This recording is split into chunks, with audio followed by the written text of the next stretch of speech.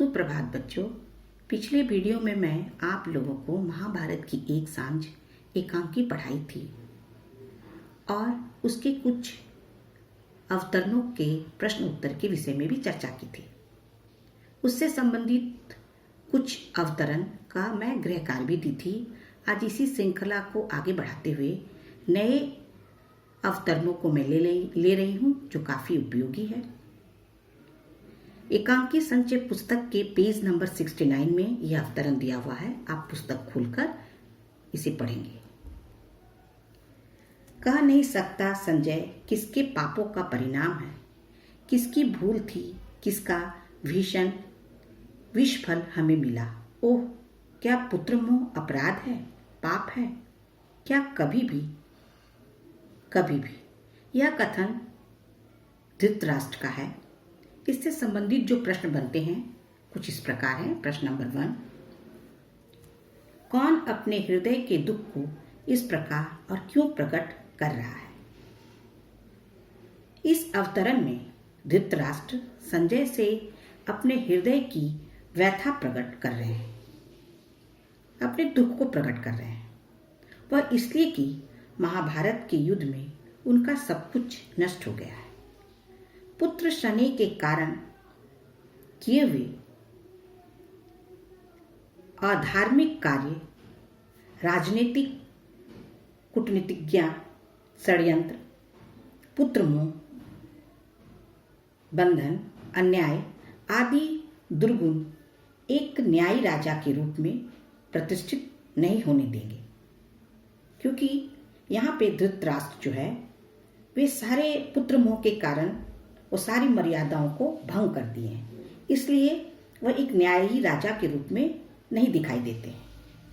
अथवा यूं कह सकते हैं कि वे एक श्रेष्ठ राजा नहीं कहलाए जाएंगे और भविष्य में इतिहास उन्हें कभी क्षमा नहीं करेगा। मैं आगे बढ़ रही हूँ। प्रश्न नंबर 2, भीषण विषफल किसे और क्यों मिला? भीषण विषफल धृतराष्ट्र को इसलिए मिली क्योंकि पुत्र स्नेह के कारण धृतराष्ट्र की अनुचित बातों को भी उन्होंने उचित माना तथा पुत्र मोह के कारण राजनीति, धर्मनीति तथा लोक नीति का बहिष्कार करते हुए पुत्र के हठ को मानना उन्होंने सर्वोपरि और उचित समझा, इसलिए उन्हें विषफल का परिणाम मिला।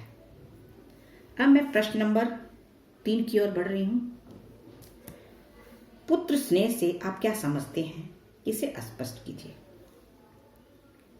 पुत्र स्नेह पिता के जीवन में वह स्नेह है जिसके फलस्वरूप पिता अपने सारे हितों, सुखों को, सिद्धांतों को और मान मर्यादाओं को एक और रखकर अथवा उनका ध्यान न रखते हुए अपने पुत्र स्नेह के कारण अंधा या यूं कहिए कि किंग कर्तव्य विमूढ़ हो जाता है। पुत्र से स्नेह करना अपने रक्त से स्नेह करना है। अपने से स्नेह करना अपनी आत्मा से स्नेह करना होता है। अब मैं आगे की ओर बढ़ रही हूं। पाप, क्वेश्चन नंबर 4, पाप शब्द से आप क्या समझते हैं? पाप शब्द से हम यह समझते हैं कि जो कार्य धर्म शास्त्रों द्वारा निषेध यानी मनाही अथवा बुरा माने गए हैं, उन कार्यों को करना धर्म शास्त्रों में मना है, जिनको करना ही पाप है। इसके अतिरिक्त वे कार्य जिनसे दूसरों की हानि होती है, वे सारे कार्य पाप की श्रेणी में आते हैं। वैसे तो पाप की परिभाषा बहुत व्यापक है यानी बड़ा है, किंतु साधारणतया पाप को इसी तरह स्पष्ट किया जा सकता है। मैं प्रश्न नंबर 5 की ओर बढ़ रही हूं। उपर्युक्त अवतरण में ये किसके विचार हैं, उनके विषय में लिखिए। उपर्युक्त अवतरण में धृतराष्ट्र के विचार हैं। वह दुर्योधन के पिता है और उसका अपार पुत्र स्नेह महाभारत के युद्ध का कारण है। यदि वह दुर्योधन की बातों को न मानते और अपनी बुद्धि से कार्य करते, या यूं कहिए कि बुद्धि का प्रयोग करते, तो संभवतः महाभारत का युद्ध टल सकता था। पुत्र मोह के कारण उन्होंने अपने दरबार के किसी भी नीतिज्ञ, धर्मयोद्धा, ज्ञानी, संबंधी और हितैषी की बात नहीं मानी। अपने पुत्र की इच्छा पूर्ण करना ही माना, जिसके जीवन का लक्ष्य एकमात्र यही था।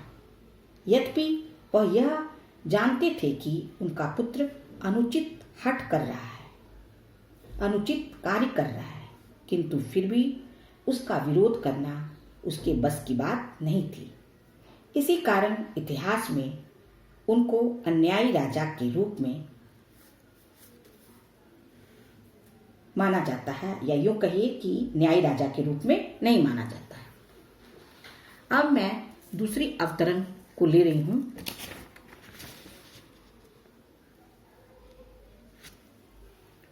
ये एकांकी संचय पुस्तक के पेज नंबर 75 में है।